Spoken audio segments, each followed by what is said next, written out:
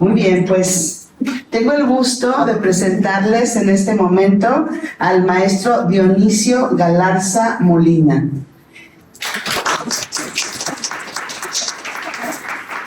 Muchas gracias por estar aquí hoy, en especial gracias, doctora, por la invitación. Es un honor para mí estar con ustedes este día.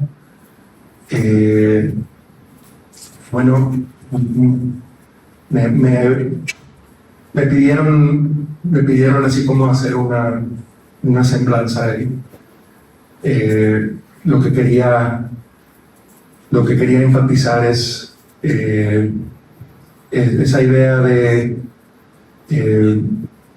tener una visión amplia, no centrada en una sola manera de ver las cosas. Ya hice mis preparativos para que el día que yo deje este mundo en mi epitafio va a decir la verdad no está en un solo lugar. Esa va a ser mi epitafio.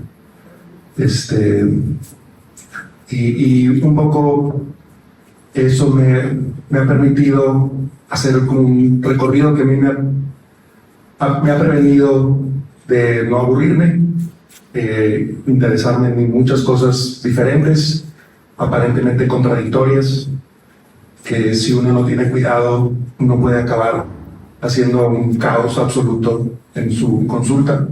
Y no puedo decir que no es algo que no me ha pasado, porque sí ha pasado. Espero que no mucho, espero que no tanto tiempo como antes, pero al final eso lleva a construir un campo teórico y clínico diverso que permite abarcar muchas cosas muy diferentes, lo cual para mí es importante. Y justo lo que voy a hablar con ustedes este día tiene que ver con ese recorrido. Dentro de la Facultad de Medicina de la Universidad Autónoma de Nuevo León, donde yo soy profesor, suelo ocupar un espacio. Usualmente estoy situado en el departamento de psiquiatría, donde ahí mi trabajo consiste en entrenamiento y supervisión a residentes de psiquiatría en el campo de la psicoterapia y a alumnos de psicología que hacen su maestría también ahí en el departamento. El último año me tomé un año sabático, no de la facultad, sino del departamento de psiquiatría, y me invitaron a crear este espacio de la sección de psicorreumatología dentro del hospital universitario. El hospital universitario tiene al mejor reumatólogo de todo México, que casualmente se llama igual que yo, es mi señor padre, y él tiene muchos años siendo el mejor reumatólogo de Monterrey de México.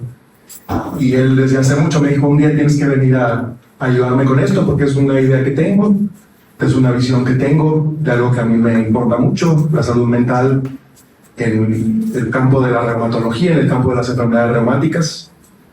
Ayúdame a hacerlo. Y entonces me tomé un año sabático de psiquiatría y me vine con él a hacer esto. Y nos ha ido bien, estamos avanzando. Espero que pronto podamos ya también presentar algunos hallazgos ahí también de la investigación que estamos haciendo. Pero por lo pronto, ya tenemos esta parte que es el fundamento teórico al que queremos dirigir esa clínica de psicorreumatología. No nada más en el contexto de la institución en la que trabajamos nosotros, sino en el contexto de la clínica de todos los días, en la consulta privada y demás. Y hoy quiero hablar de eso. Me propusieron varias ideas de en qué nos podíamos centrar en este taller. Y bueno, yo le contaba a la doctora sobre un poco lo que hemos estado haciendo y le interesó mucho este tema. Yo le hablaba un poco del rol de la inflamación en el funcionamiento comportamental psicológico de una persona. Dijo, eso suena muy interesante. No sé qué fue exactamente lo que le interesó, a ver si a rato le preguntamos, pero para mí es fundamental y espero poder transmitir eso hoy, porque esto no es nada más. El programa dice algo así como enfermedades reumáticas o enfermedades inflamatorias y trastornos de personalidad. Sí voy a hablar de eso, lo prometo, pero es mucho más que eso. Es entender la salud mental desde otro lado, entender cómo se conecta el cuerpo con la mente, básicamente. Y entonces, para poder contar esa historia de cómo llegamos a un punto en el que por fin podemos empezar a hablar de cómo se conecta el cuerpo con la mente, me tengo que regresar un poquito, me tengo que regresar al siglo XVII. Con este señor, René Descartes, que en 1637 escribió el discurso del método, y desde ahí todo salió mal para nosotros en el campo de la psicología. De aquí se desprende la frase por la que Descartes es famoso, la frase de cogito ergo sum, pienso luego existo. De ahí viene. Y entonces esa frase, el impacto que tiene es que con el paso del tiempo ha llevado primero a la filosofía y eventualmente nos llevó de encuentro también a nosotros en el campo de la salud mental, de la psicología primero y después los otros campos afines a la salud mental, a esta trágica desconexión del cuerpo y la mente. Y entonces no nos hemos podido recuperar por completo.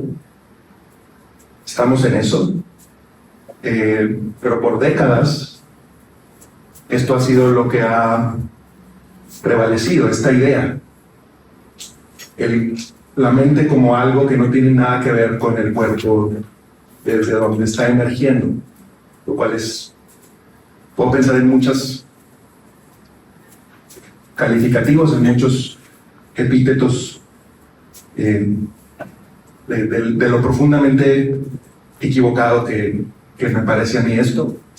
Pero eso es lo que ha fundado la psicología, es lo que ha fundado y eventualmente ha permeado a todas las disciplinas afines, al psicoanálisis, a la psiquiatría, a las distintas ramas de la psicología, que lo que han intentado hacer es construir una visión de qué es la personalidad, de qué es la mente, construir desde esa visión escindida, diríamos los psicoanalistas, esa visión partida, desconectada,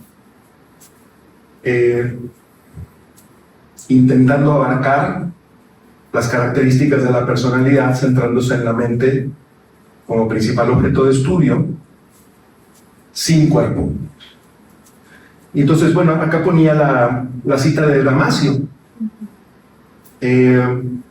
Justamente Damasio le puso a este libro del 94 el error de Descartes, seguramente muchos lo conocen.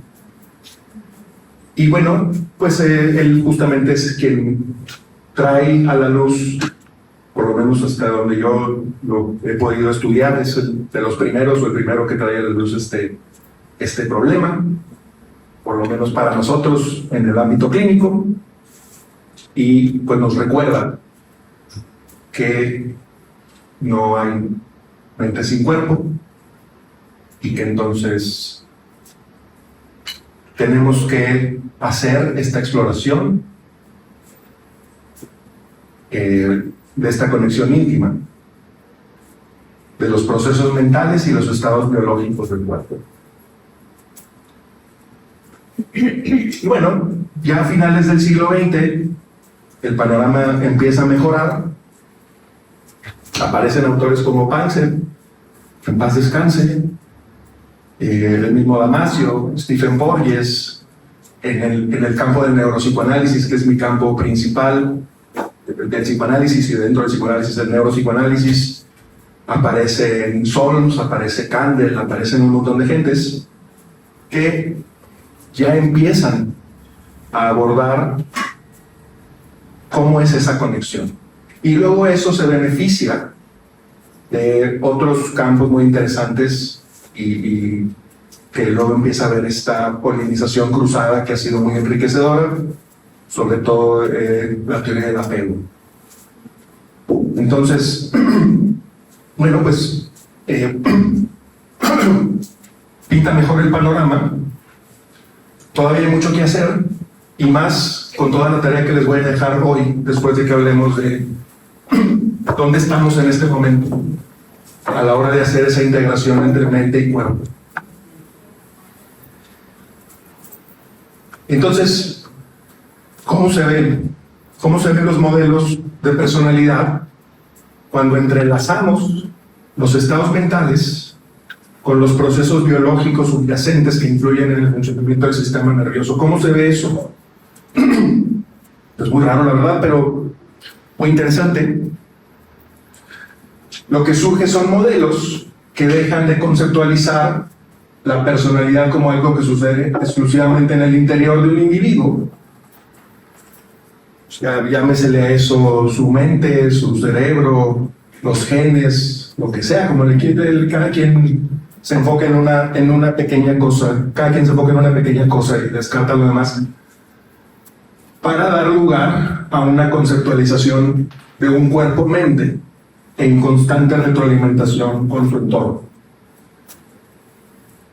¿Cuál es la idea más elemental que podemos usar para guiarnos en todo esto?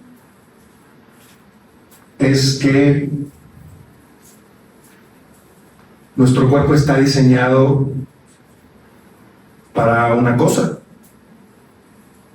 muy específica, y nuestra mente, como parte de ese cuerpo, está diseñado para una sola cosa, que es no morirnos. Eso es lo único que está haciendo nuestro cuerpo todo el tiempo, ayudándonos a no morirnos.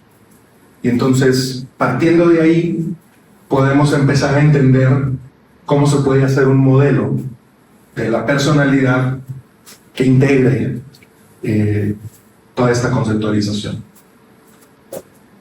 No sé si debería, como, si alguien tiene preguntas o algo, o mejor me espero y al final vemos si hay preguntas. No sé qué está como muy tipo el mismo que llevas. A mí me gustaría que dejáramos las Mejor, y al final las preguntas. Sí, estaba como que... Sí. Sí. Hagamos eso. Si alguien tiene una pregunta que no puede esperar, o si no, le va a explotar la cabeza o algo. Está bien, pero sí a lo mejor podemos dejarlas, tratar de dejar unos minutos al final para hacer alguna discusión o algo. Bueno, entonces esa es la idea, eso es lo que vamos a tratar de hacer. Lo vamos a hacer considerando que el cuerpo tiene dos niveles, tiene más niveles, pero podemos usar estos dos niveles para tratar de hacer un approach, para tratar de acercarnos a integrar al cuerpo en la mente. Y yo les puse muy concretamente, porque no me da para más mi mente, un nivel macro, neurobiológico, y un nivel micro, celular. A nivel macro, todas las células juntas forman tejidos, y esos tejidos forman sistemas, y esos sistemas están haciendo cosas para que no te mueras. Y a nivel micro, tus células y todo lo que opera en el ecosistema celular, proteínas, hormonas, moléculas, genes, también están haciendo un montón de cosas para que no te mueras. Y lo que vamos a entender hoy es, o tratar de entender hoy, lo voy a tratar de explicar, que a lo mejor está mal, pero voy a intentar, es cómo se puede hacer este entendimiento en estas dos fases. Para hablar de neurobiología, el mejor recurso que yo encuentro es el recurso de la teoría polivagal.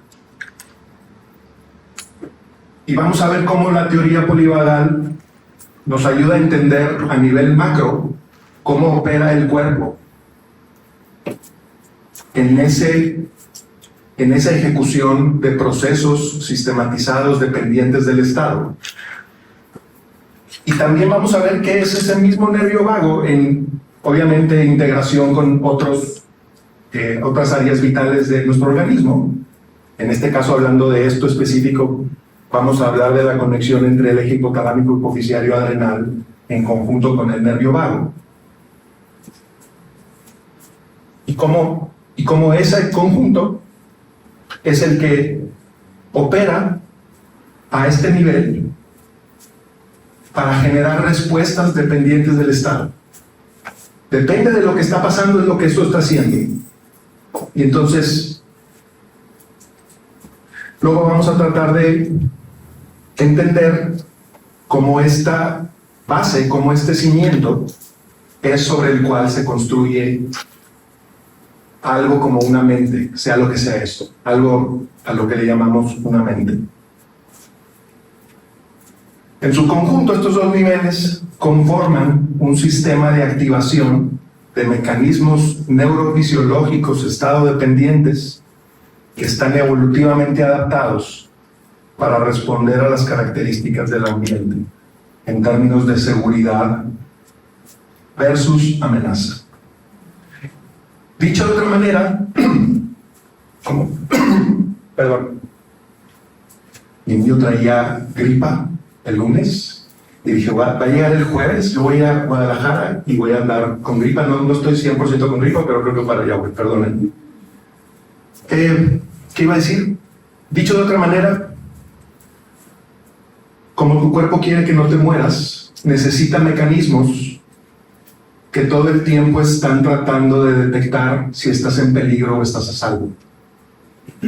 Y esos mecanismos operan a nivel macro y operan a nivel micro. Operan a nivel de la neurobiología y operan a nivel de la neurofisiología. Y todo parece indicar, con la evidencia que hay hasta el día de hoy, que el eje central de ese sistema es el nervio vago. Y esa es la contribución de Stephen Porges. Vamos a hablar más adelante de eso.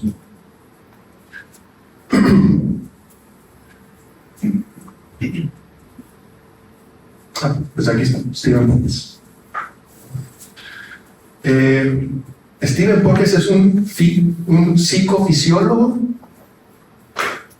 Los psicofisiólogos son los que están intentando justamente hacer esa conexión de procesos psicológicos arraigados en señales cuantificables de cambios en el cuerpo.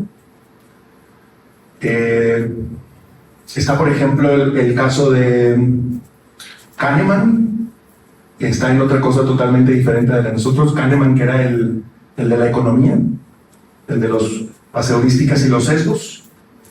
Ellos eran psicofisiólogos y ellos medían la dilatación del ojo.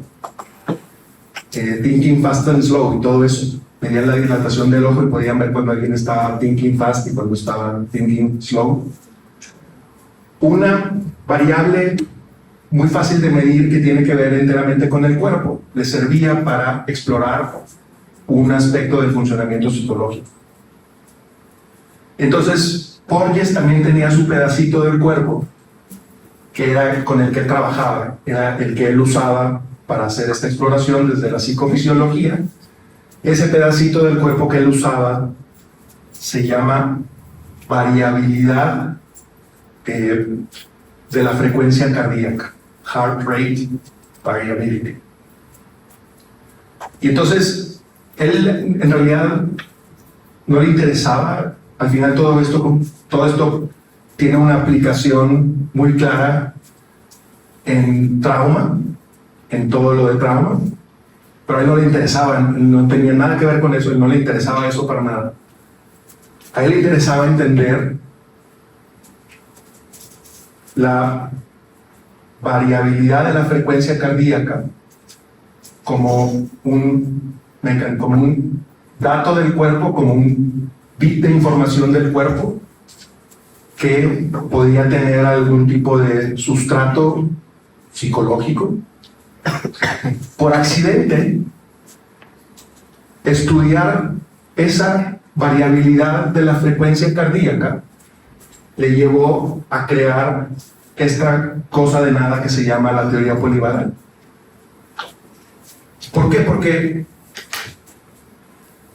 él empezó a estudiar esa variabilidad en la frecuencia cardíaca en función de la respuesta autónoma del nervio vago y se dio cuenta que no pasaban las cosas que se suponía que tenían que pasar. Él esperaba cierto comportamiento de la variabilidad de la frecuencia cardíaca en función de la actividad del nervio vago y eso no sucedía. Y entonces, pues él se nos va a preguntar, ¿qué está pasando? ¿Por qué no se están cumpliendo las predicciones basadas en la investigación previa que se ha hecho sobre nervio vago y variabilidad de la frecuencia cardíaca? Y entonces se dio cuenta que muchas de las suposiciones que se habían hecho sobre el funcionamiento del nervio vago no están basadas en el nervio vago de los mamíferos.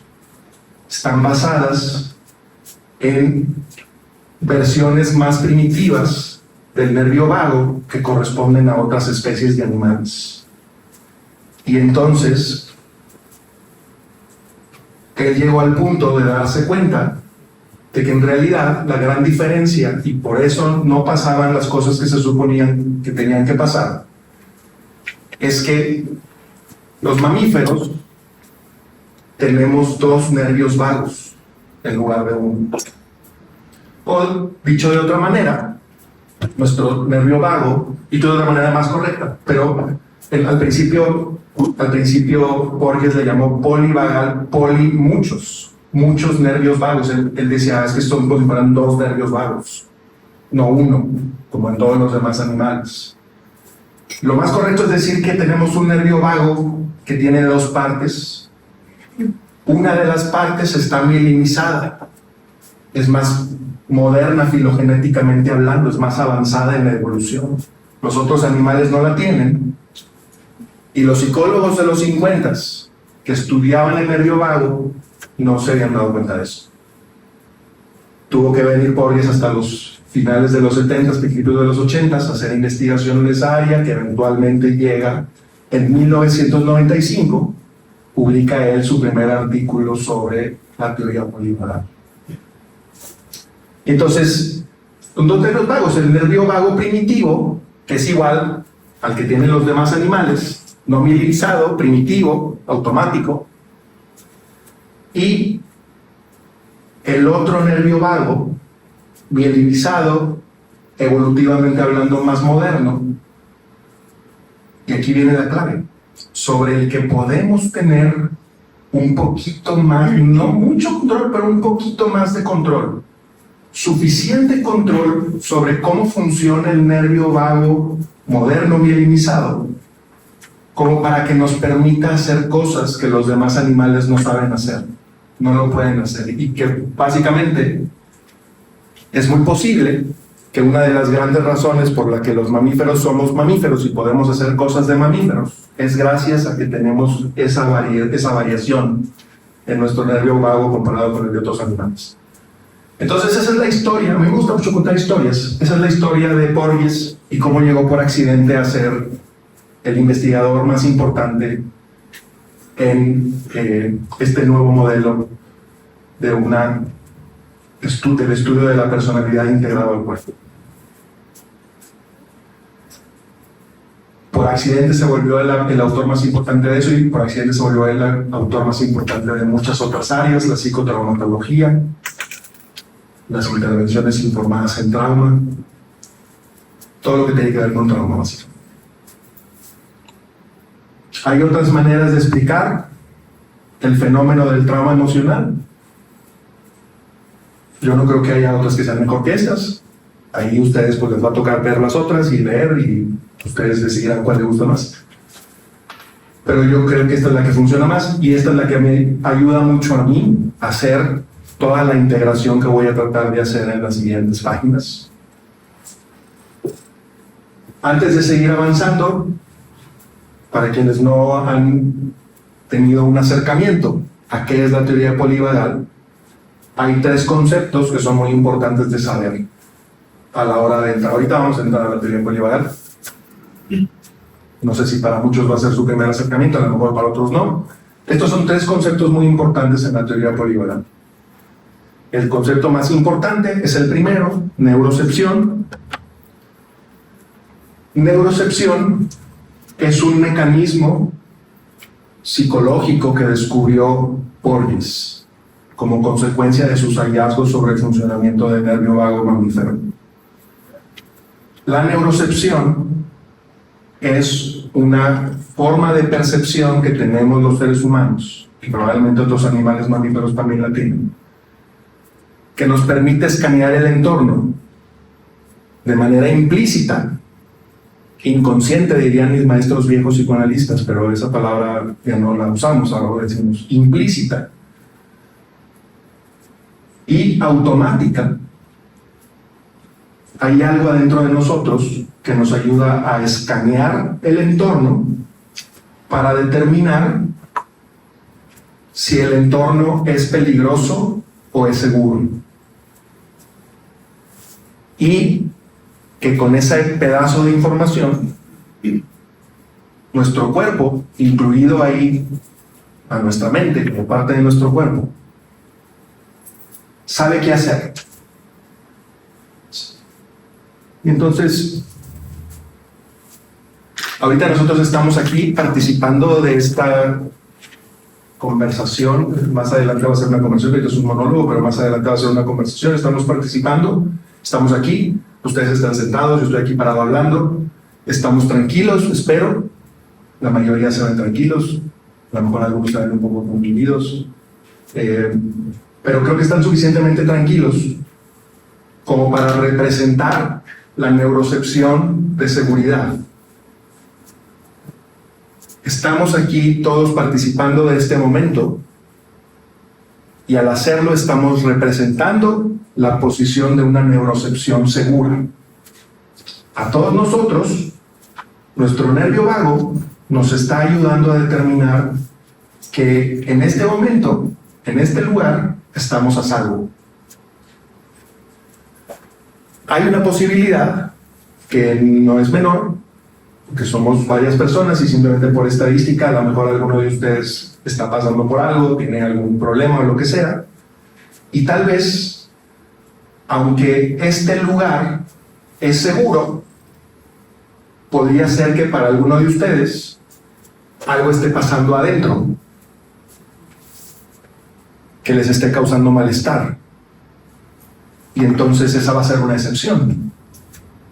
Tal vez para algunos de ustedes, aunque estar aquí sentados participando de esta plática representa una neurocepción segura, en lo privado alguien podría estar no sintiéndose seguro, porque a lo mejor está cargando con algo.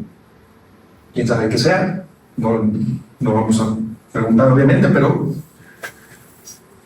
en ese caso, también la neurocepción nos permite escanear lo que está pasando adentro de nosotros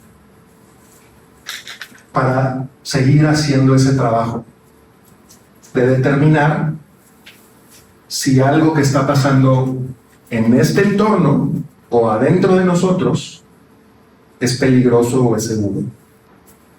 Y la actividad de todo nuestro cuerpo a nivel macro y a nivel micro cambia dependiendo de cuál sea el resultado de ese acto de neurocepción. Entonces, eso es la neurocepción. No voy a seguir avanzando en eso, pero eso es para explicar qué es neurocepción. El otro concepto, ya hablaba yo de él cuando contaba la historia de cómo Porges por accidente se volvió muy importante. Variabilidad de la frecuencia cardíaca. HRV. ¿Alguien tiene un Apple Watch? Los Apple Watch nuevos te miden la HRV, te miden la variabilidad de la frecuencia cardíaca. Pónganle mucha atención a ese número. De todos los números, digo, falta ver si lo mira correcto y todo, supongo que sí, pero de todos los números que te da el Apple Watch, ese es uno de los más importantes. Entonces, esa es la variabilidad de la frecuencia cardíaca, es la fluctuación del latido a latido del intervalo RR, que en un ¿cómo se llama eso? Un electrocardiograma, es el pico más alto. Ya han visto un electrocardiograma que es como una cosa así, es como una ondita que tiene un pico, y entonces es un pico y luego otro pico. Entonces ese es el R y R, los picos. Y entonces la variabilidad de la frecuencia cardíaca es qué tanto cambia la distancia entre un pico y otro. ¿Qué quiere decir eso? Quiere decir que el latido del corazón es una buena manera, es una manera efectiva, dirían mis colegas de DDT para no usar adjetivos juiciosos, es una manera efectiva de medir la relación entre el simpático y el parasimpático. Mi papá, el mejor reumatólogo de México, él es corredor, ha recorrido toda su vida, y él en descanso tiene una frecuencia cardíaca muy baja, que eso le ayuda mucho.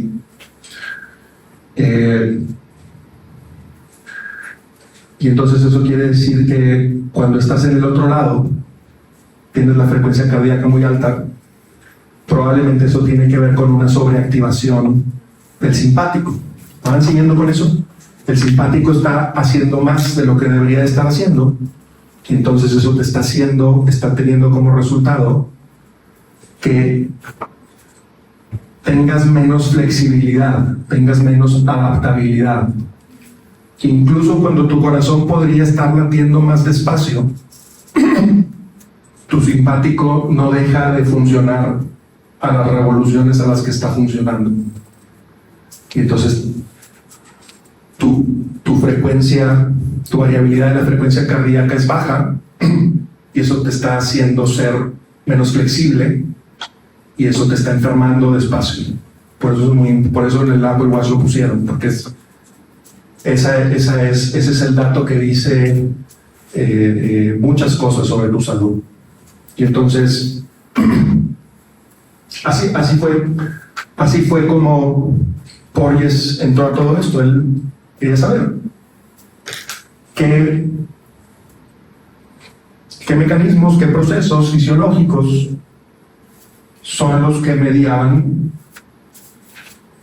cómo está latiendo tu corazón a través de ese cambio en la frecuencia cardíaca que está determinado por ese juego entre tu sistema nervioso autónomo simpático y parasimpático. Ahorita vamos a hablar un poco más de qué consecuencias tiene eso, sobre todo qué consecuencias tiene en el aspecto terapéutico, porque entonces uno puede, voy a llevar una hora, tengo que ir mucho más rápido de lo que voy, sobre todo en lo que uno puede hacer en términos de intervenciones terapéuticas centradas en, por ejemplo, cosas como biofeedback y estas cosas. Hay cosas que se están intentando hacer.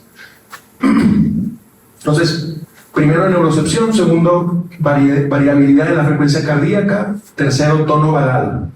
¿Qué es tono vagal? Tono vagal es qué tan activo puede ser el lado de tu nervio vago mielinizado. ¿Qué tan activo es?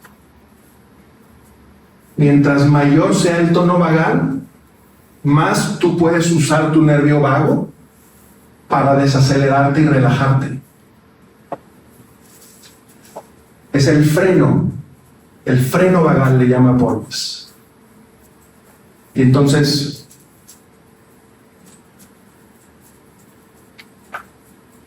en la medida en la que tu cuerpo puede tener esa mayor capacidad, eso usualmente va a estar asociado a mayor salud. Mayor tono vagal, mayor salud. Mayor variabilidad de frecuencia cardíaca, mayor salud. Menor, hay que hacer algo. Y no estoy haciendo el anuncio del Apple Watch, pero sí tienen que saber su variabilidad de la frecuencia cardíaca. Entonces, ahora sí, vamos a ver la teoría polivagal. De entrada vamos a ver esta tabla. Decíamos entonces que el nervio vagal en los mamíferos, incluidos los seres humanos, tiene dos lados. Tiene, por un lado, el complejo vagal ventral.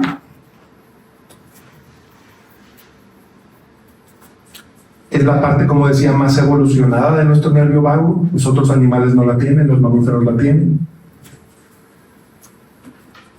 Cuando nosotros usamos deliberadamente esa parte de nuestro nervio vago, podemos hacer cosas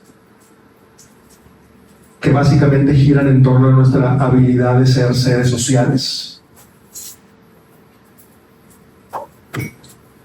que están asociadas a la calma, que están asociadas a un tipo de comunicación muy importante, un tipo de comunicación no verbal,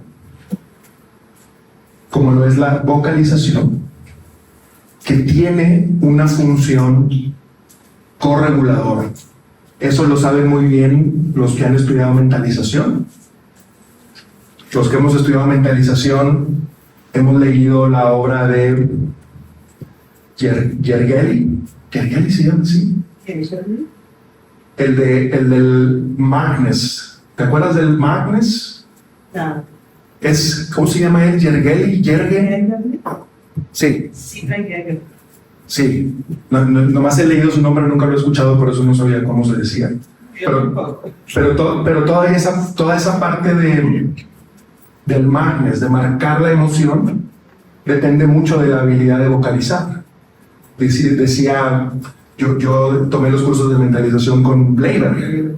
Él hacía el chiste de, bueno, no era un chiste, era chistoso más bien, cómo lo hacía, es lo que dice decir, cuando él representaba la vocalización de las mamás cuando sus hijos lloraban. Él lo hace muy chistoso, yo no soy bueno para hacer eso, pero lo hace muy chistoso, como la mamá vocaliza de una manera en la que está reflejando la emoción de su bebé, pero de una manera atenuada, que eso es lo que tiene precisamente el efecto de la capacidad de metabolizar la emoción y todo esto. Entonces, eso, si lo vemos a un nivel todavía más profundo, como lo podemos ver acá desde la teoría polivagal, de lo que estamos hablando es de una función que logramos hacer gracias al rol que juega el lado complejo, le dicen los fisiólogos. Yo le digo lado. Me gusta mucho usar palabras muy sencillas, no me gustan las palabras de muchas sílabas. Complejo ventrovagal, la parte ventral vagal del nervio vago. Ventral es la panza, la parte de adelante. Nuestro nervio vago es una cosa que sale del núcleo ambiguo, del tronco encefálico, baja y baja. Te hubiera puesto un dibujo de eso, no me acordé, pero baja por todo el cuerpo y conecta a nuestro tallo encefálico con los órganos del torso, el corazón, el vaso, los pulmones, el estómago, conecta con todas esas partes del cuerpo, conecta con los pares craneales también, luego sube hacia la cara, los 12 pares craneales, conecta con ellos. ¿Por qué? Porque los necesitas tu cara para decir cosas sin palabras, necesitas expresar, toda la parte de la expresión y la vocalización dependen de esa conexión del nervio vago. De ahí vienen también, a propósito, términos como tengo mariposas en el estómago o tengo un nudo en la garganta. Esos no son, o tengo roto el corazón. No son términos a los que hayamos llegado por accidente. Los seres humanos siempre hemos sabido, o por lo menos desde hace mucho hemos sabido que tenemos un nervio vago, nomás que no sabíamos que se llama nervio vago.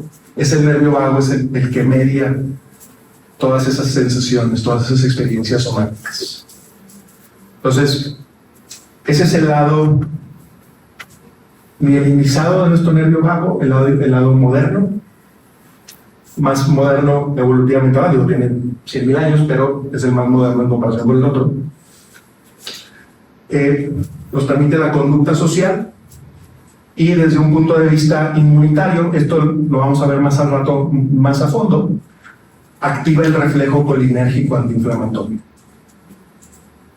O sea, el vagal ventral apaga, dicho en muy poquitas palabras todo esa cosa, quiere decir que el nervio vago apaga el botón de inflamar el cuerpo, desactiva la función de inflamación del cuerpo. Desde ahí estamos empezando a ver cómo menor tono vagal va a estar asociado a proinflamación.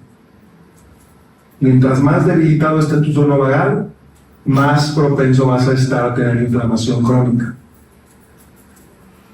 Ahorita vamos a llegar a eso, pero por lo pronto quería poner eso ahí también. Esa es la primera vía relacionada con el mecanismo de neurocepción dentro de la teoría polivagal. La segunda vía es el sistema nervioso autónomo simpático, que no es el nervio vago, es otra cosa, es el sistema nervioso autónomo simpático. Este está en la columna vertebral. La sede del simpático es la columna vertebral. ¿Por qué? Porque el simpático lo que quiere lograr es que te muevas. El simpático nos quiere mover. Y entonces la función conductual que tiene es la de lucha y huida. Fight or flight. Eso sí, lo han de haber visto en sus clases de psicología, en la carrera, supongo. Lucha o huida. Y el simpático potencia la expresión génica de proinflamatorio. El simpático es proinflamatorio. ¿Por qué hace eso el simpático? ¿Por qué nos inflama? Más adelante vamos a ver. Nos está queriendo cuidar, porque esto nada más debería estar pasando cuando algo malo nos sucedió. Y el problema que tenemos hoy en día en el mundo moderno es que nos está pasando siempre, y eso es lo que nos está intoxicando. Pero si en circunstancias normales, esto solo va a pasar cuando se necesita. El simpático solo aparece cuando se necesita, cuando no estamos acá. Entonces, esa es la segunda vía. La neurocepción que está relacionada con el vagal ventral es la neurocepción de calma y seguridad. La neurocepción que está asociada con el simpático es la neurocepción de amenaza. Algo malo pasó y hay que hacer algo para defenderte o protegerte de lo que pasó. Y luego vamos a tener la tercera vía, que es la parte antigua, la parte arcaica del nervio vago. Esa es la que compartimos con los demás animales, no mielinizada, que está conectada con el núcleo motor dorsal. Eso es importante. Este también es un núcleo del tallo cerebral. El núcleo motor dorsal. Y eso permite la conducta de inmovilización o colapso. El núcleo motor dorsal es, si fuéramos un carro, es el donde pones la llave y lo prendes o lo apagas. El núcleo motor dorsal es el circuito a través del cual apagamos el motor y nos quedamos inmovilizados.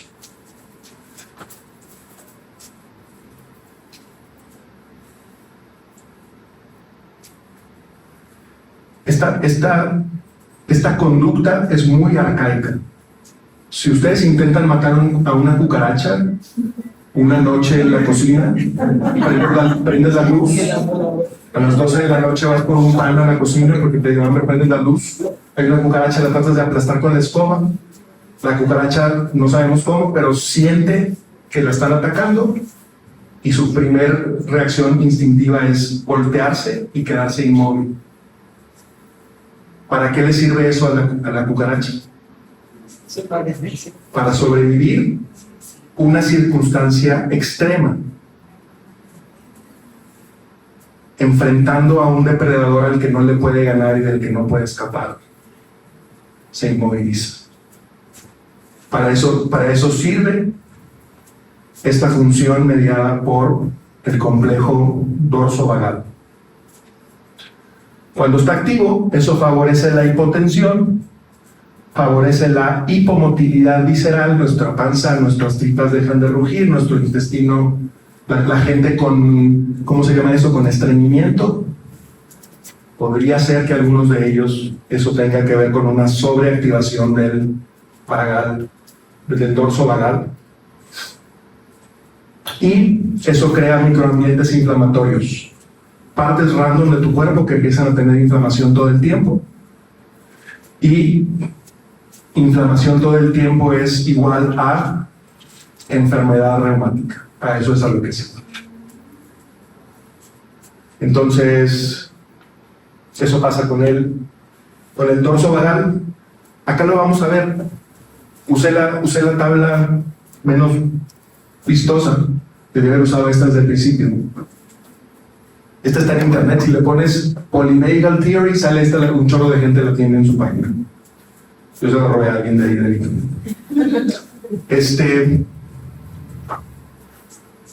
Aquí está lo que nos está. Es muy bonito este diagrama. Algún día voy a averiguar quién lo hizo. No le puedo dar crédito porque no sé ni quién lo hizo. Tiene muchos años en internet. Yo lo he usado desde hace 10 años.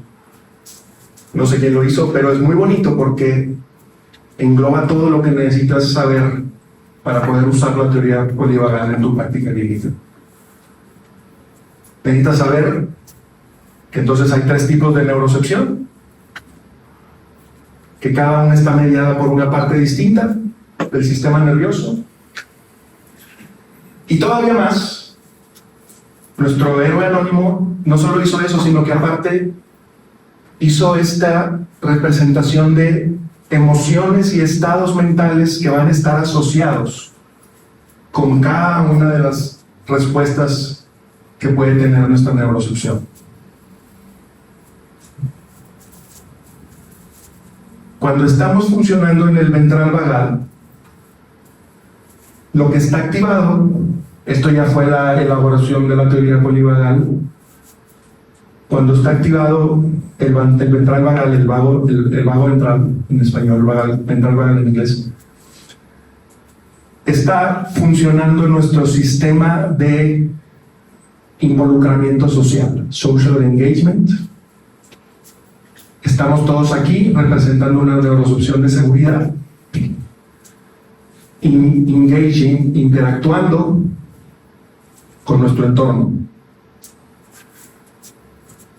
Estamos contentos, estamos en el presente, estamos aterrizados, con curiosidad y apertura de la experiencia de que hay un señor raro diciendo cosas enfrente y lo estamos oyendo. Hay compasión y estamos mindful. Todas esas son experiencias que solo pueden ocurrir cuando nos sentimos seguros y cuando estamos en este estado ventral vagal, cuando tenemos un tono vagal alto, cuando estamos ahí. El sistema de involucramiento social está basado en la conexión, en la seguridad, en orientarse al ambiente para buscar esa conexión con otros. ¿Qué pasaría si yo estoy aquí hablando y de pronto se oye un ruido muy fuerte afuera? Un boom muy fuerte que revienta todos los vidrios de las ventanas. De pronto ya no estaríamos tan interesados en seguir teniendo esta conversación. No podríamos, porque entonces en ese momento, lo queramos o no, va a cambiar nuestra neurocepción y vamos a entrar en un estado de lucha y fuga. Se activa el simpático a expensas de una menor activación del vagal ventral. En una fracción de segundo, que no está, en un proceso que dura una fracción de segundo, que no está mediado por la cognición, nada de esto pasa ni de lejos por la corteza cerebral, no hay nada, no hay prefrontal medial, no hay nada. Todo esto es acá abajo, es automático. Tu mente y tu cuerpo ya saben qué van a hacer. Sin que... Mucha gente que le preguntas que ha estado en una situación así fuerte, te describen. Ni siquiera me había dado cuenta y ya estaba corriendo. Ni siquiera sabía qué estaba pasando y ya estaba corriendo. Tu cuerpo tiene esta sabiduría ancestral, millones de años de evolución no son gratis, sabe lo que hay que hacer y decide en el mismo momento si lo que tiene que hacer es huir o pelear contra lo que lo está amenazando. Y dependiendo de qué es lo que decidió tu cuerpo, y tu mente siendo parte de tu cuerpo, se van a activar sistemas conductuales de emociones. Si la neurocepción de amenaza te lleva implícitamente, sin que tú lo decidas, al sistema conductual de huir, eso va a estar muy influido por una sensación de pánico que vas a tener. El pánico te está ayudando en ese momento a hacer lo que tiene que hacer tu cuerpo. Si lo que decidiste en otro ejemplo, en otra circunstancia, fue que en la neurocepción de amenaza se activa el simpático y la decisión es luchar, la emoción central que te va a permitir desplegar ese set de conductas es el enojo, la ira. La ira sirve para confrontar, pelear contra lo que te está amenazando. No son día gratis esas emociones. Y entonces se activa todo ese sistema. Esta raya lo que nos está diciendo es que la mayor parte del tiempo, si tenemos una vida que vale la pena, vamos a estar haciendo esto. Nuestra vida se va a ver así. Momentos donde vamos a poder estar grounded, estables, con calma, con conexión, interrumpidos por amenazas a las que vamos a tener que responder. La raya también nos está diciendo el nivel de intensidad. Tenemos una dificultad, idealmente no catastrófica, pero es una dificultad y nos hace sentir amenazados y vamos a tener que reaccionar ante esa dificultad, luchando contra ella o huyendo de ella. Eso es cualquiera de esos dos sets conductuales o cualquier otra cosa que se nos pueda ocurrir, nos ayuda a resolver esa dificultad y eso nos ayuda a regresar a otra vez a estar en calma. Pero de vez en cuando alguien podría tener la mala suerte de enfrentarse a lo que otro de los grandes autores del trauma, que es Bessel van der Kolk, llama el shock inescapable. El shock inescapable, ese término me gusta mucho.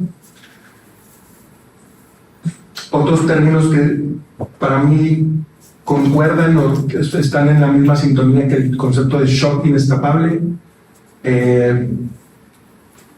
Está el concepto de miedo sin solución, que ese es de attachment, miedo sin solución. Está el concepto de horror sin nombre, nuestros colegas dramáticos y panelistas, creo que fue Bion el que usó el concepto horror sin nombre. Amenazas de las que uno no puede escapar. No puedes escapar. Cuando no puedes estar acá, te enfrentaste a la amenaza, esto no funcionó, estás atrapado sin salida, como la cucaracha recibiendo un escobazo. Tienes que recurrir a el último as bajo la manga que tenemos desde el punto de vista de la supervivencia, que es la inmovilización. La inmovilización tiene varios propósitos. El principal propósito es darnos una última oportunidad de escapar de ese shock inescapable. Un depredador nos ha capturado y la inmovilización sirve para mandar una serie de mensajes no verbales que podrían transmitirle al depredador una falsa sensación de seguridad que le puede llevar a distraerse y que en ese momento después tú aprovecharlo para escapar.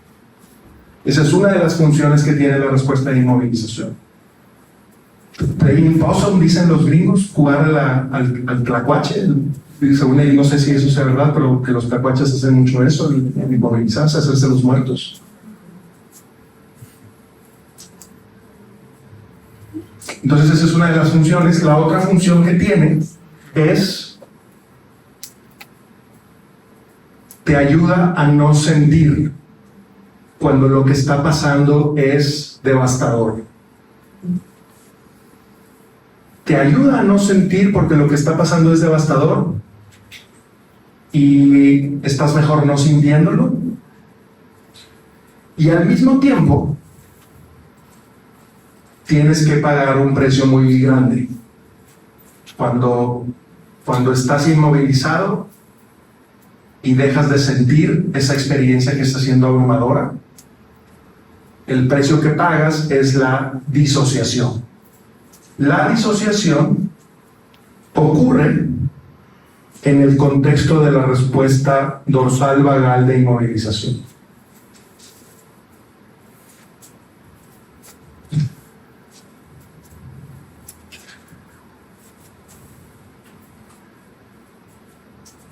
Y entonces, seguramente ustedes van a reconocer, quienes ya tienen una práctica clínica, van a reconocer un patrón en el que algunos pacientes tienen estos episodios o estados de mucha ansiedad y mucho pánico, de mucha dificultad para controlar el enojo, y después de pronto caen sumidos en una profunda depresión donde nada importa, donde no se quieren parar ni de la cama, donde están sumidos en una desesperanza profunda, una indefensión profunda, y luego vuelven a caer, y otra vez vuelven a caer en un estado de furia, de ira, de irritación, de frustración, y entonces en lugar de estar aquí abajo, están acá. Hay varios nombres clínicos para describir eso, para llamarle a eso que estoy describiendo. ¿Se les ocurren nombres de eso, para eso? ¿Nombres, etiquetas diagnósticas que se parezcan a eso que estoy describiendo? ¿El síndrome de qué? Desesperanza aprendida. Bueno, learned helplessness, la gente que está en desesperanza aprendida está atrapada acá arriba. Pero bueno, ahí estás detectando una de las aplicaciones clínicas de entender este modelo de la teoría polivagal. Yo estoy hablando de algo un poco distinto, estoy hablando de esto. ¿Alguien tiene algún otro nombre que se le ocurra que se le suele dar a algo como eso? Un trastorno bipolar, puede ser. Desregulación emocional puede ser otro nombre. Depresión. Ansiedad. El primer nombre en el que pienso yo es TLP. Pero también pienso en todo lo demás. Bipolaridad, todo lo demás. Y entonces podemos abrir la puerta a explorar otro modo de informar nuestra práctica clínica. Hacer una psicopatología informada del trabajo. Donde esos nombres como quiera nos sirven y nos sirven mucho. Porque son maneras de poder investigar, de comunicarnos con otros colegas, nos sirven para muchas cosas. Y al mismo tiempo, yo siempre, no sé ustedes, pero yo siempre he sentido que se quedan cortos, que no son suficientemente profundos como para que a mí me sirvan para poder construir en mi mente lo que significa la experiencia de mi paciente. Y entonces, cuando yo encontré esto, me permitió tener este complemento, tener esta otra perspectiva que yo no tenía.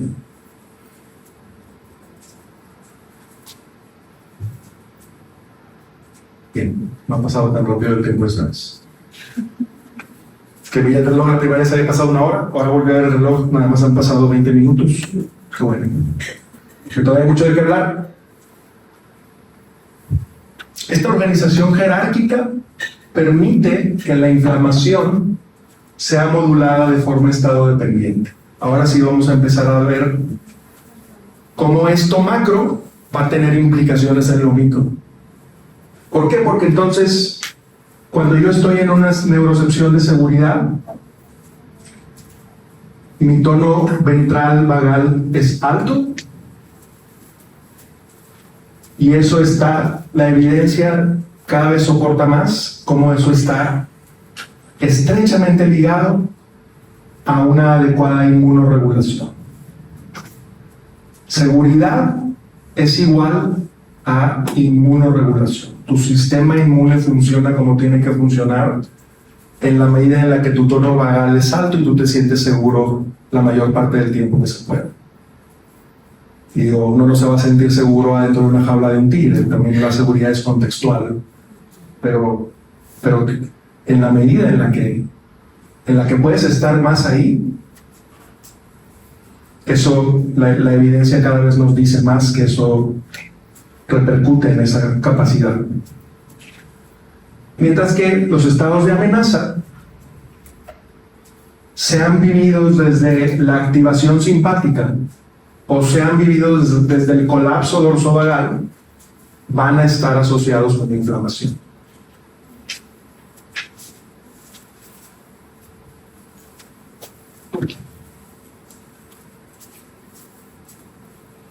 Entonces, ¿qué es inflamación? Ahora hay que ver qué es inflamación. Obviamente, inflamación en la Facultad de Medicina es una clase de 1 año, creo. Aquí pues no vamos a aprender inflamación en una diapositiva, pero sí quería poner un poco de cómo se conecta esta actividad que describe la teoría polivagal con la inflamación. Y para eso, antes de entrar a eso, pues primero tenemos que ver algunos conceptos básicos relacionados con el sistema inmunitario. Primero, ¿qué es el sistema inmunitario? Para los que no sepan, que yo tampoco sabía hasta hace no tanto, es una red integrada de órganos, incluyendo partes como la médula ósea, el timo, los ganglios linfáticos, el vaso, órganos, células, los linfocitos, los macrófagos, neutrófilos, moléculas solubles, los anticuerpos, las citocinas, y todo este conjunto, toda esta red, su función principal es de detectar y neutralizar agentes extraños o células dañadas, preservando la integridad del organismo. El sistema inmunológico es como nuestro ejército que nos protege de enemigos ajenos y domésticos, como dicen los gringos, foreign and domestic. Ajenos, las infecciones. El sistema inmunitario nos protege de las infecciones, y domésticos son las células tumorales, las células cancerígenas. En nuestro cuerpo, todo el tiempo, por accidente, se producen células que nos sirven y que incluso pueden ser potencialmente algo que origine un tumor, lo cual es malo, no debe pasar. Y entonces el sistema inmune también se encarga de destruir esas células que pueden ser potencialmente dañinas, que aparecen espontáneamente en el cuerpo. ¿Cómo hace eso el sistema inmunitario? La verdad es que nadie sabe. No se sabe muy bien. Ahora que estoy trabajando con mi papá, me doy cuenta que la reumatología es más arte que ciencia, aunque hay muchísima ciencia, por supuesto. Y la verdad es que no se sabe porque es una cosa demasiado compleja. Pero se sabe lo suficiente para tener algún entendimiento de qué es lo que está pasando. Para tener algún entendimiento de que una de las maneras en la que nuestro sistema inmune nos está intentando proteger de los enemigos domésticos y ajenos es a través de la inflamación. La inflamación es el arma con la que nuestro sistema inmunitario nos protege. Pero como todas las armas, si la empiezas a usar de más, si la empiezas a usar todo el tiempo, pues tarde o temprano te vas a disparar el pie. Y entonces, eso es lo que pasa. Esas son las enfermedades autoinmunes. Esas son las enfermedades mediadas por el sistema inmune. Son enfermedades en las que esa respuesta protectora termina manifestándose de una manera dañina. Pero entonces, la definición de inflamación es que es una respuesta protectora, rápida, coordinada del sistema inmunitario a una agresión, ya sea una infección, una lesión, una toxina, y esa respuesta se caracteriza por la vasodilatación, por el aumento de la permeabilidad vascular y por el reclutamiento de los leucocitos, que son células que están diseñadas para protegernos de todas estas cosas que nos tienen que proteger. Su objetivo es contener el daño, eliminar el agente nocivo e iniciar la reparación del tejido. Pero cuando se vuelve crónica o desregulada, va a contribuir a que nos enfermemos. Entonces, esas son definiciones. Tengo más raras, que las vamos a ver. No es necesario hacer nada con ellas, nomás saber que existen. Las citocinas son relevantes para lo que sigue. Son pequeñas proteínas mensajeras. Son mensajeros las citocinas.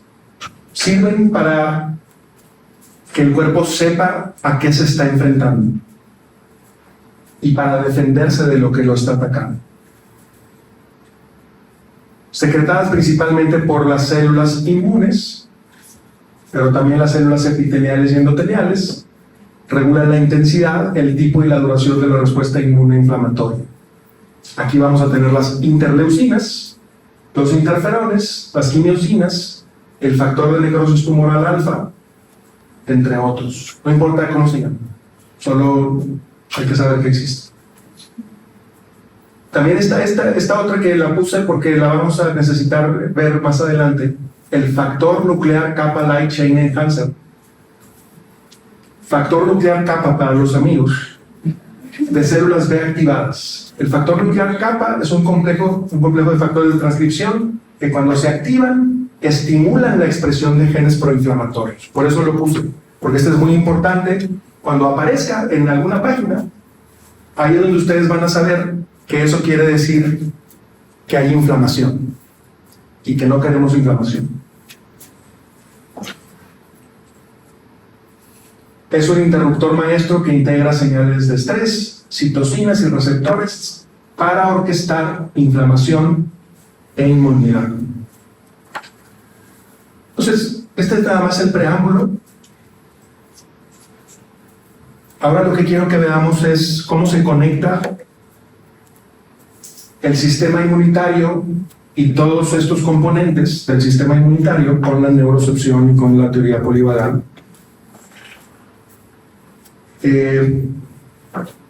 Toda la evidencia, no es necesario entender esto.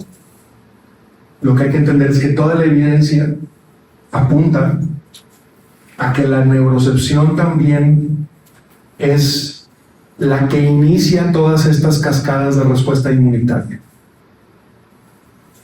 La neurocepción de seguridad inicia una cascada de respuesta antiinflamatoria. La neurocepción de seguridad dice: estamos tranquilos, todo está bien, no es necesario llamar a la policía, no es necesario traer al ejército, no es necesario traer las metralletas, no está pasando nada. Manda una señal a lo largo de todo este circuito fisiológico que tenemos y lo apaga. Pero al mismo tiempo, cuando no estamos en esa neurocepción de seguridad, pasa lo contrario. Esto es muy importante porque entonces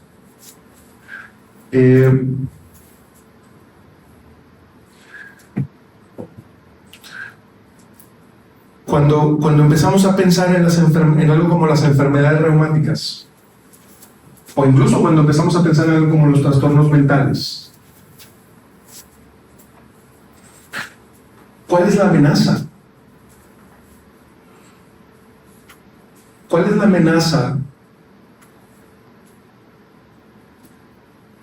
de una paciente de 50 años con artritis reumatoide que lleva 30 años inmovilizada y que tiene una tendencia constante de criticarse a sí misma por todo lo que hace y de tratarse a sí misma como si nunca fuera suficiente lo que está haciendo? ¿Cuál es la amenaza ahí? ¿Qué tienen que ver las interleucinas ahí? ¿Qué tienen que ver el factor de necrosis tumoral? ¿Cuál creen que sea la respuesta a eso?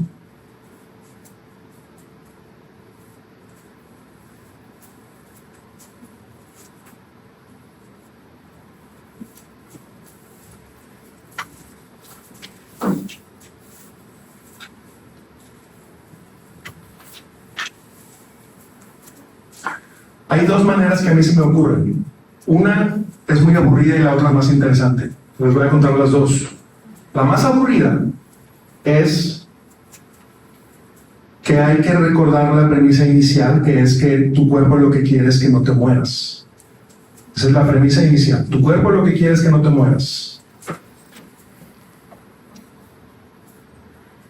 Y entonces, a eso hay que agregarle otra premisa importante, que es el plano con el que se construye nuestro cuerpo, el instructivo con el que se construye nuestro cuerpo, no ha cambiado significativamente en los últimos 100.000 años.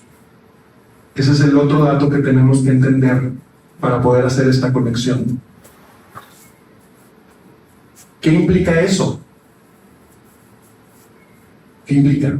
¿Qué implica que estemos operando un cuerpo cuya construcción es la misma que la que tenía un hombre prehistórico o una mujer prehistórica hace 100.000 años?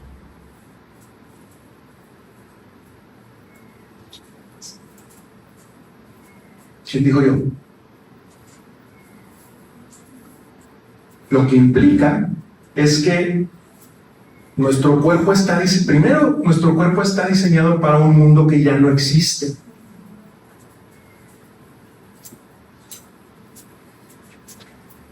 Y entonces,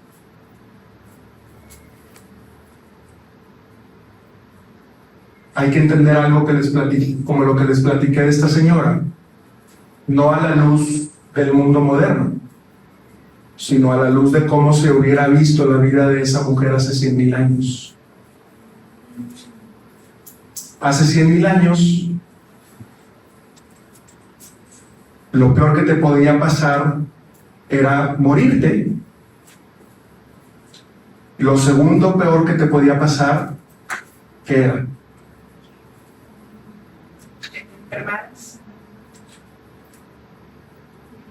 Que te enfermaras. No, Hay- que te comieran.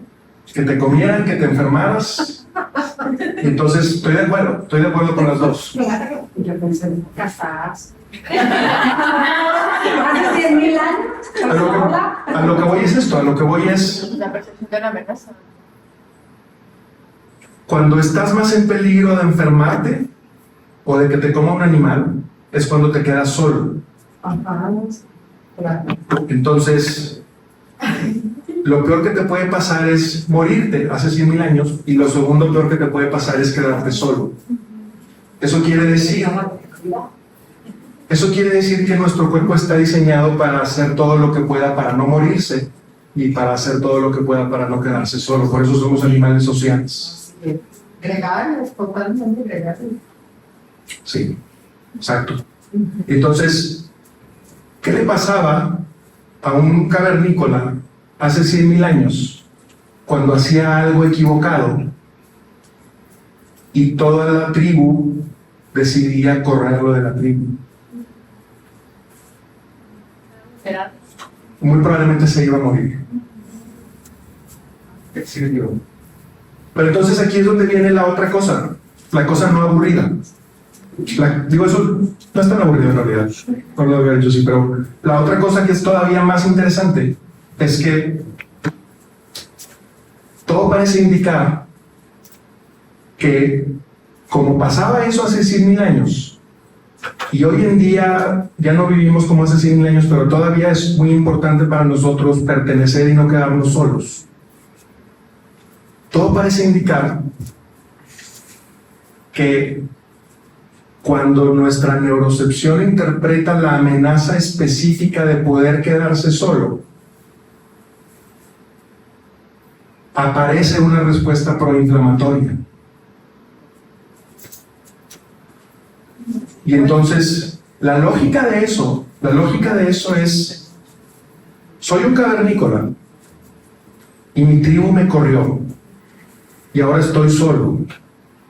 Mi cuerpo empieza a producir una respuesta inflamatoria. ¿Por qué? Porque te muevas. Porque sabe lo que viene. Te vas a tener que mover. Te quedaste solo, te vas a enfermar. Porque vas a tener que comer basura. Porque si te cortas, nadie te va a ayudar y los antibióticos faltan 99,000 años, 999 para que los tomen. Lo único que puede hacer tu cuerpo es anticiparse a lo que te va a pasar seguramente y se empieza a inflamar. Y entonces hoy en día tienes en tu consulta a una mujer de 50 años con artritis reumatoide que lleva 30 años autoflagelándose. Lleva 30 años autoflagelándose porque entonces eso quiere decir que, como para ella es muy importante no quedarse sola, ella está intentando hacer siempre lo mejor, porque ella cree que esa es la manera en la que ella se está protegiendo contra la posibilidad de quedarse sola. Lo que hay que ver ahí es que lo que está haciendo aunque pueda ser una manera de protegerse, y protegerse es algo válido, la manera en la que lo está haciendo está teniendo un costo muy alto. Y ese es el mayor problema. El costo que paga la gente cuando está usando mecanismos que están diseñados para un mundo que ya no existe y que nos sitúan en un estado de estrés crónico que a nivel macro ese estrés crónico es un estrés traumático, y a nivel micro ese estrés crónico es un estrés oxidativo en el que ese proceso oxidativo está destruyendo tu cuerpo despacio y te estás enfermando. Entonces por eso es tan importante esto, por eso es tan importante ver que hay muchas maneras, hay muchas cosas que nuestro cuerpo puede interpretar como peligro que no son evidentes. Esta señora interpreta como un peligro de morirse el hacer algo mal, y eso hizo que surgiera en ella una parte de ella que todo el tiempo le está diciendo: no te equivoques, no es suficiente, tienes que hacerlo mejor, eso no sirve para nada, te vas a quedar solo. Es una manera poco efectiva de lograr algo que es muy importante y es válido, y uno puede construir una terapia alrededor de eso. Construir una terapia en la que lo que estás buscando es fortalecer la capacidad de esa persona de sentirse segura, y para lograr eso tienes que orientar tu atención como clínico a dónde está la amenaza. En este ejemplo que acabo de inventar, la amenaza está adentro de la persona. No, ella no vive con tigres, ella no es la esposa del Chapo Guzmán, no está pasando nada afuera, está pasando adentro. Ahí es donde hay que orientar la atención clínica. Lo malo es que si tú no tienes en mente todo esto, vas a ser un clínico no informado en trauma que no va a poder ver esto, y lo que va a decir es que tiene a una paciente que tiene un trastorno obsesivo compulsivo de la personalidad y que tiene que tratar su rigidez y que hay que darle alguna cosa para la rigidez. Lo cual no es que sea incorrecto, porque como decíamos, esas etiquetas son válidas, sirven, nos han dado la oportunidad a lo largo de la historia de la psicología clínica de construir intervenciones clínicas que han hecho una diferencia para las personas. Y al mismo tiempo no es suficiente. No sería suficiente quedar así. Hay que hacer más. Y entonces ahí es donde entra eso. Ahí es donde entra entender qué rol juega. No nada más a nivel cognitivo, no nada más a nivel emocional, sino a nivel del cuerpo. Todo esto. Esta gráfica es justo lo que acabo de decir. Cuando estamos en seguridad, el vagal ventral, que es el nervio vago moderno, mielinizado, le habla a nuestro cuerpo. Específicamente le habla al vaso. Yo pensé que el vaso no servía para nada, pero aparentemente sí sirve para algo. Y el vaso produce una serie de sustancias, de proteínas y de hormonas que le mandan una señal a todo el cuerpo para dejar de mandar una señal inflamatoria.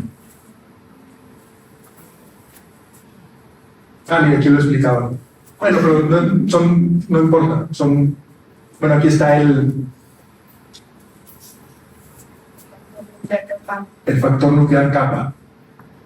Todos sus amigos. Pero entonces es eso, es cuando aparece él, se apaga todo.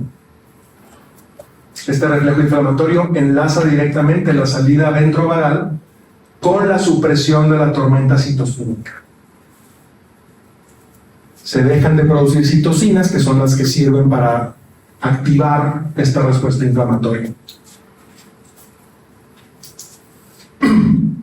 Entonces, hoy en día podemos usar el cambio en la frecuencia cardíaca, la variabilidad de la frecuencia cardíaca, para medir hasta dónde está habiendo cambios a nivel del funcionamiento del sistema inmunitario. Y hay estudios que hablan de eso. Cuando hay una variabilidad de la frecuencia cardíaca alta, eso se traduce en una menor liberación de sustancias proinflamatorias. Eso ya está medido. Y entonces, ¿qué quiere decir eso? Quiere decir que si tu paciente tiene un Apple Watch, otra vez, puede saber, o por lo menos tener alguna idea de qué tanto, si ese número es alto o es número bajo, o ese número es bajo. Eso podría ayudar a entender cómo funciona su sistema inmunitario, qué tan seguido se enferma, o qué tanto puede haber síntomas que podrían estar asociados, mediados por la actividad inmunitaria.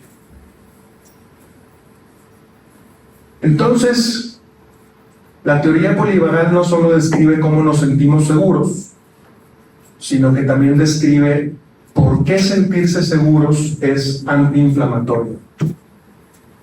Al alinear el freno vagal con la vía colinérgica, eso se convierte en la pieza clave que integra al cerebro, a la conducta social, al sistema inmunitario, dentro de un único circuito de seguridad biológica. Yo creo que ya va a ser tiempo de que vaya acabando. Todavía faltaba un chorro. Les iba a hablar de depresión, les iba a hablar de trastornos de personalidad. Soy muy malo para... Soy muy optimista. Si quiero ser compasivo conmigo mismo, puedo decir que soy muy optimista. Pero lo que podemos hacer es que les podemos mandar el resto de la presentación. Se les puedo mandar. Lo otro que viene ahí es que la plática el taller se llamaba Enfermedades Inmunes y Trastornos de Personalidad. Entonces eso es lo que viene aquí al final. Aquí al final viene, mira. Aquí están, artritis reumatoide y trastornos de personalidad. No es lo que les digo. Trastorno obsesivo compulsivo. En este estudio, 40% eran obsesivo compulsivo, el otro 40% eran con TLP. Son personas que tenían artritis reumatoide y luego midieron la incidencia de trastornos de personalidad en esas personas. Con artritis reumatoide, 80%, pero luego que está esta otra parte. 86% de los casos tenían que el inicio de la artritis reumatoide fue precedido por acontecimientos vitales macro y microestresantes. No es que la persona tenga trastorno obsesivo compulsivo de la personalidad, es lo que le está pasando. ¿Y cómo está reaccionando su cuerpo a lo que le está pasando? 60% de los pacientes mostraron una correlación entre brotes de enfermedad y aparición de acontecimientos estresantes. Esto es en cuanto a artritis reumatoide. En otras enfermedades inmunes, aquí era una corte bien grande, casi 20,000 personas en Canadá, con enfermedades como colon irritable, esclerosis múltiple, artritis, y 72% tenían un trastorno de personalidad. Y no solo eso, la incidencia ya estaba antes del diagnóstico autoinmune. Entonces estas personas, este es Blaney, ellos se dieron cuenta, ya desde antes ya tenían la incidencia alta. Entonces ahora lo que tenemos que hacer es ver cuáles son esos factores de riesgo compartidos que tienen las enfermedades autoinmunes y los trastornos de personalidad. Y ya hicieron ese paper también, que es, no, esto no es este de acá. Factores de riesgo compartido para trastornos de personalidad. Hicieron un follow, estas mismas gentes, son unos doctores canadienses. ¿Cuáles son los factores de riesgo compartido para trastorno de personalidad y enfermedad autoinmune? Adversidad psicosocial temprana. ¿Cuántos pacientes con trastorno límite de personalidad conocen ustedes que no tengan un antecedente de maltrato, de abuso o de negligencia? No existe eso. No existe un paciente que no tenga eso. Estrés crónico y su estado proinflamatorio. Sobreactivación del eje hipotalámico y flujígero adrenal. Resistencia a los glucocorticoides, que lleva a la producción de citocinas y lleva a la inflamación crónica. Hay una susceptibilidad genética compartida. Han hecho Genome-Wide Association Studies, estudios de asociación genómica ancha. Escogen un montón de genes casi al azar. Tengo un amigo muy amigo mío que se dedica a hacer GWAS en trastorno bipolar. Casi los escogen así como a feeling, este puede ser este. Y luego ven si en esa combinación de genes hay factores que puedan predecir la aparición de una enfermedad. Y si los encuentran, porque son muy buenos haciendo eso, y se ha encontrado que sí. O sea, también obviamente los genes, no es que estemos tirando al traste de esto, por supuesto que eso es muy importante. Y hay gente que está haciendo algo muy valioso en eso. Y el otro, que aquí nos tendríamos que meter a la dimensión política de todo esto, es que la mayoría de estas personas son pobres y son marginadas y viven en zonas urbanas teniendo que viajar 6 horas en un camión de ida y vuelta para ir a trabajar, que nunca ven a su familia, que están solos, que están sobretrabajados. Obviamente no es que tengan trastorno de personalidad, es eso lo que está fallando. Entonces ahí están. Y no sé ustedes, pero lo que me lleva a mí es a sentir que hay que volver a hacer todo el modelo y hacer algo diferente.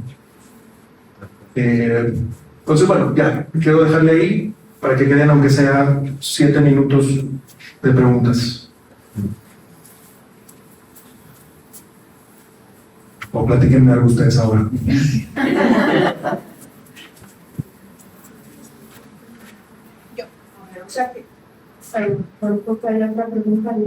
Sí. Yo tengo una pregunta. Con el ejemplo que nos diste de la paciente de 50 años, ¿sí? Que tiene 30 años con artritis y que esos 30 años ha tenido esta creencia de que no es paciente. La pregunta es, ¿qué vino primero? ¿La enfermedad reumática o adquirió la creencia y eso, estás diciendo que eso le provocó la artritis? Esa creencia a su vez es consecuencia de algo más. Ok, claro. Una persona que como adulta se autoinvalida fue una niña que fue profundamente invalidada la mayor parte del tiempo. Invalidación traumática que luego la haces parte del PIB. Esa parte ya no alcanzó a salir en el ejemplo, pero esa es una realidad de muchos pacientes. ¿Tú ibas a preguntar algo? Sí. O sea, tu hipótesis con todo lo que tú has revisado sería que el estrés crónico da lugar a una desregulación en el sistema nervioso autónomo y eso daría lugar a un sistema inmune alterado. Comprometido. Eso sería más o menos la hipótesis que tú tienes. Bueno, una alteración en cuanto a la integración de la personalidad de estos pacientes. ¿Seremos Sí. O sea, que entonces esa es la misma vía que resulta en enfermedad autoinmune, es la misma vía que resulta en algo como un trastorno de personalidad. Sería como una correlación, que habría que comprobarlo, ¿verdad? Habría que seguirlo comprobando. Ahí está la evidencia que se ha encontrado hasta ahora. Obviamente es no suficiente, pero hay evidencia y hay que seguir buscando más. Y las enfermedades que específicamente has estudiado tú serían ¿cuáles? Artritis reumatoide y ¿cuáles son? ¿En cuál estás enfocado? Hemos estado ahí en Psicorreuma hemos estado trabajando con lupus, artritis reumatoide y fibromialgia. Ay, fibromialgia, hay muchísimo. Sí. Digo, hay enfermedades reumáticas muy raras, que a veces también llega alguna cosa rara, pero mayormente eso. Creo que alguien allá atrás iba a preguntar algo. del hipotiroidismo El hipotiroidismo. o hipertiroidismo. O sea, la cuestión es, si pensamos en algo como el lupus, por ejemplo, o cualquier enfermedad autoinmune,